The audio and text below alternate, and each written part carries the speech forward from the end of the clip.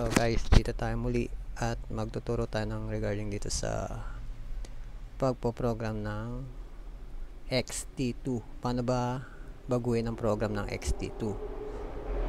Ito isang request ating followers sa dito sa YouTube kung paano raw baguhin ang program ng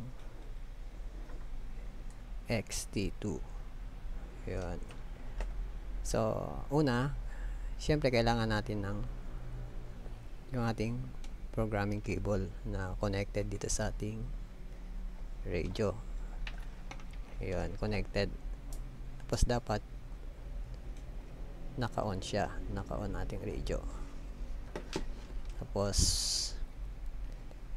alamin din natin kung anong comfort siya naka-assign itong programming cable natin. Saan ba makikita ang ating comfort dito sa ating computer? So dito tayo punta tayo sa device manager. Ayan. Tapos yung comfort, ito nasa comfort siya. Pag nalaman na natin yan kung saan port siya nakalagay, pupunta na tayo dun sa mismong software nya. So ang ginamit kong software dito ay itong XAT B68 para pag-program ng ating XT2. Yan. Buksan natin yung software. Tapos dito tayo sa setup, communication port. Ayan, naka-comport na siya. Kasi sa device manager natin, nakalagay ang ating USB port, USB programmer na sa comport. So, ayan. Then, okay lang natin to. So, read out na natin yung radyo. Read out, read. Okay. Ayan. Read out na niya.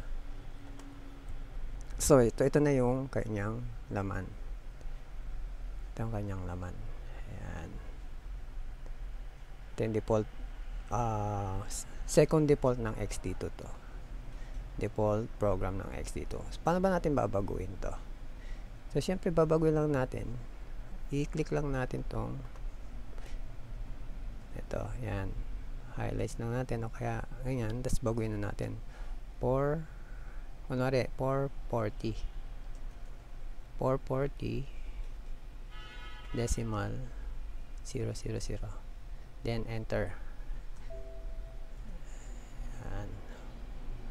440 simplex lang natin tayo sa TX frequency 440 decimal 00.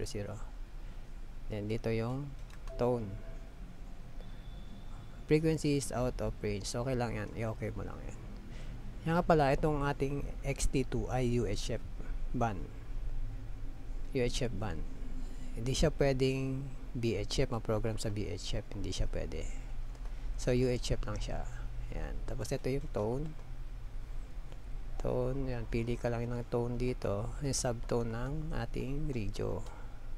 Kasi pag hindi same ang tone nito doon sa kabilang radio na kahit same sila na frequency, magkaiba nitong RX tsaka TX tone.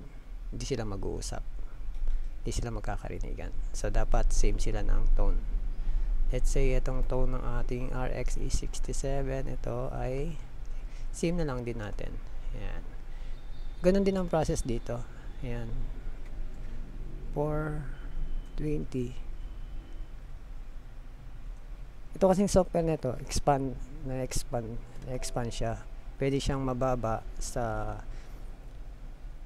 low band hanggang sa mid band. Ayan.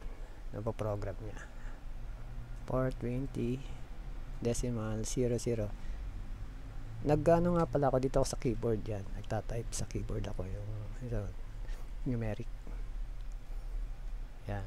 Then dito naman sa tone, ito out of range daw kasi yung ating 450 470, pero sa gaya nga sabi ko, wide band tong ating programmer. Ayan. Okay lang yan. Say tone natin is 203.5.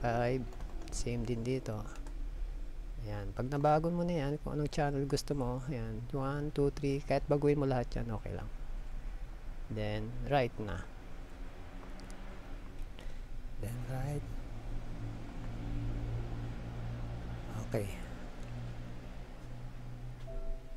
Ayan, okay na.